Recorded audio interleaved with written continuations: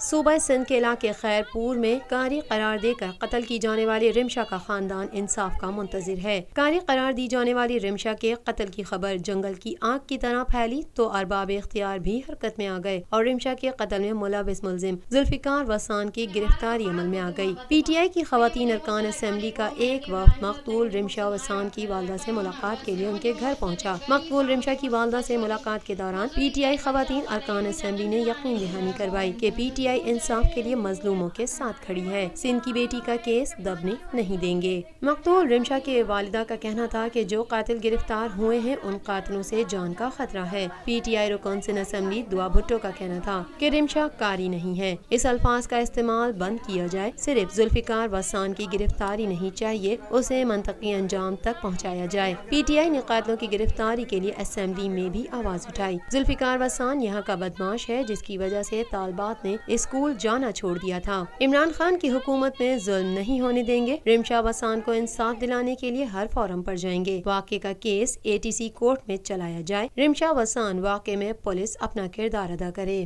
دیکھیں بالکل ہم آواز اٹھائیں گے، یہ صرف اور صرف ناانصافی ہوتی ہے غریب لوگوں کے لیے۔ اتنے بجٹ خربوں کے اربوں کے بتا دیتے ہیں مگر کام کچھ نہیں ہے، کام کچھ نہیں کرنا۔ ہم نے پورے سندھ کا دورہ کیا، ہاسپٹلز کی حالت دیکھیں کیا نہ اس میں کوئی چیز نہیں ہے، ایک پیناڈول بھی لوگ جو ہیں باہر سے لے کر آتے۔ پاکستان تحریک انصاف ان کے ساتھ کھڑی ہوئی ہے، ہر ہیئرنگ پہ آئے گی، میں ان کے ساتھ کھڑی ہوئی ہوں، میں بالکل آؤں گی ان کے ساتھ، اور جب تک ان کو انصاف نہیں ملے گا ہم ایسے بیٹھنے والے نہیں ہیں۔ اور بہت دلیری کا مظاہرہ کیا ہے، میں کہتی ہوں اگر اسی طریقے سے ایسا کام چلتا، بچوں کے ساتھ کتنی زیادتی ہوتی ہے، پھر دوبارہ اس طریقے سے نہ ہو۔